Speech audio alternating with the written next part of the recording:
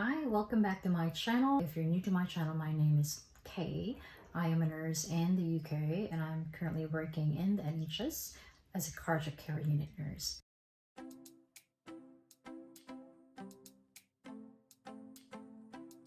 In this video, I'm going to share with you what is the workflow in working as a cardiac care unit nurse. So let's get started. Okay, so I'm currently on my leave and I'm sipping some wine in here. It's my first day of my annual leave, so why don't I actually be productive? I'm just gonna lay out with you how do I start my day during day shift. I'm working in a cardiac care unit. I do handle cardio patients. Well, first of all, we only have 2 shifts in my ward. So we do have what we call the long day, which begins from 7:15 in the morning and ends at 7:45 at night. And we have night, which starts from 7:15 p.m. until 7:45 in the morning. Now, let's begin discussing about what do I do during the long day from the beginning until the end of my shift. I come to work at exactly 7:15. In my ward, my manager likes to do a huddle. So a huddle means like a 5 to 10 minutes kind of a meeting if there are any issues that happen during the night, if there are any new policies that needs to be applied and that we need to be aware of, we discuss it in there. Then there's also a staff that needs to discuss anything about cardio. It could be about medication, about a procedure, about transferring a patient to another hospital or whatsoever. Anything that is actually related to cardio, which is like a refresher. So it could be like about angiogram procedure, what are the post and pre-preparation. It could be about management when the patient experiences hypoglycemia or hyperglycemia, so stuff like that. It would really be up to the person who's going to do the presentation. Right? Okay, so that's how we start our long day. Now after the huddle, we now proceed to the handover, or as what we call in the Philippines is the endorsement. This is where we endorse what's happening to the patients, what is the plan, what is the current status of the patient, what's needed to be done. If there are any referrals that we need to do, then we do discuss during the handover. So it usually just takes around 5 to 10 minutes to do that.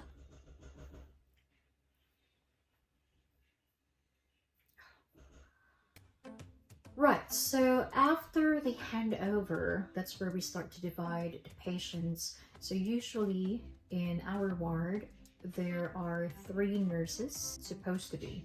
There should be 3 registered nurses and 1 HCA or healthcare assistant. Because of the understaffing that's been happening since forever, sometimes there are only 2 registered nurses and then there is 1 HCA. If it's really not possible, then there are 3 registered nurses without an HCA.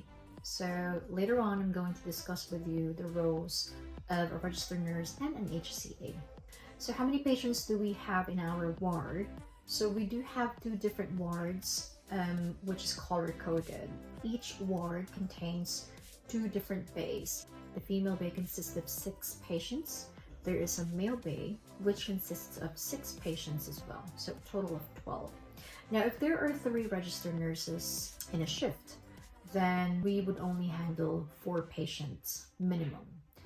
If there are only 2 nurses and 1 HCA, then we would need to handle the whole bay for each. So that would be 6 patients for 1 nurse. Now, after the handover, we now check the medications to make sure that everything has been given, or if there are anything that was held because of a procedure, we make sure that the medications has been given to the patient by the night staff, or if there are any missed doses that is being discussed. After the handover of the medications, then the night staff will now go home.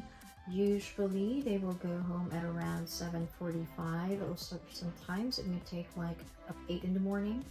So that's the reality. We nurses don't really go home exactly on time. I'm used to it anyway.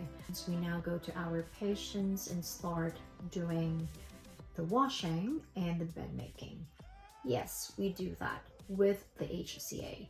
So I know for my viewers who are working in the Philippines, we don't do washing, we don't do bed making, but here in the UK, we do that, okay? So we do provide a very holistic care to our patients. Well, we don't really wash patients who are independent. What we do is we just give them wipes, we put soap on it, we provide a new gown, we give a towel, knickers as well, and pads if the patient needs it, because I'm working in an adult inpatient ward. But for independent patients, we definitely have to fully wash the patient. Now, if the patients are bedbound, then they would definitely need an assistance from us for them to be washed. At the same time, we do bed making, and that's being done every day. So we change the sheets, we change the pillowcases, we change the blankets as well. Now, we start with the rounds, or checking out the vital signs. They do call vital signs here as OBS, which is short for observation. So it's the same thing. We check the temperature of the patient, respiratory rate, the heart rate, the blood pressure, and the SpO2, or the oxygen saturation. If the patient is diabetic, we definitely have to check the sugar as well. But mostly it's just the 5 that I've mentioned. During that time, usually the doctor will come to do their own rounds. So that is roughly around 9 o'clock or 10 o'clock in the morning. So if there are consultants that's doing their rounds, then we do go with them. And no matter how busy the ward is, we have to go with them because we need to know what is the plan for the patient. The rounds will depend on what time it's going to be finished. Sometimes it finishes in like 30 minutes, 45 minutes, or an hour. It really depends on the consultant. Now, after the rounds, we now take our break. Yes, we do take a break here. We do have 2 different breaks. The first break is in the morning, which lasts for 15 minutes. In some of their wards, they do a lot, like 30 minutes for their first break. It really depends on the ward. So after the break, we go back to our patients. Finally, we double check the plans that has been requested by the doctors. If there are any medications that's needed to be given additionally, if there are any IV fluids that needs to be started or antibiotic, we do that. If there are any patients that needs to be discharged as well, we do that. If the patients need some assistance, then we do that during that time as well. Now, come lunchtime, usually the patients would have their medications at lunchtime, orally and through IV. Now, we don't need to check the OBS again during lunchtime. We only need to check the OBS in the afternoon again, depending on the new score of the patient. So if the patient is scoring high, then that means we need to check the patient every few hours. It could be every hour. You know, if you see that your patient is deteriorating, then you definitely would have to repeat your blood pressure in about 30 minutes or 1 hour. So again, it depends on your trust's policy and on the new score as well of the patient. During lunchtime as well, for dependent patients, bedbound patients, or those really sick patients, we do feed them. Yes, we do that here as a nurse. And if the nurses are really busy, then the HCAs can do that.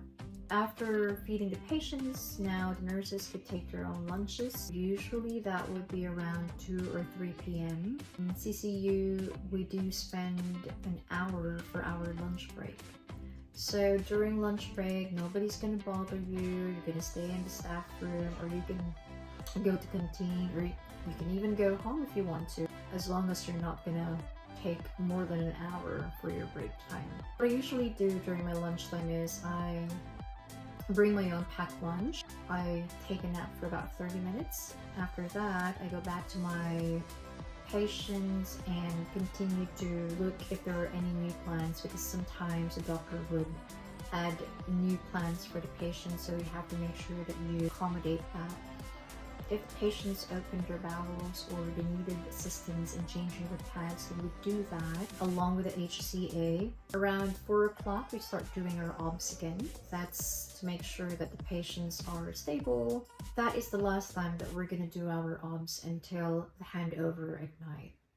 Unless the patient is hypertensive, has high temperature, has an increased or lowered heart rate. Come 5 o'clock, 6 o'clock, we start giving our medications again. Dinner time usually starts at around 5:30. It's quite early actually, because I myself usually eat at 7 o'clock at night for my dinner. What happens after giving the medication? So that's the time that we update our handover. Back home in the Philippines, we do have what we call the cardex. So that's where we update all the new requests or plans of the doctor via handwriting.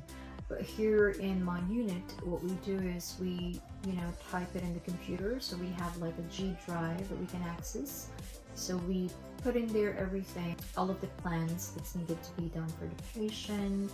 What are the things that has been done, like has chest x-ray been done, ultrasound, CT scan, echo, and then we also include information about the blood levels of the patient, especially for potassium. Since the patient is on diuretics most of the time for cardiac patients, then we do need to monitor the electrolytes, right? Very important thing. After updating the handover, we now print it.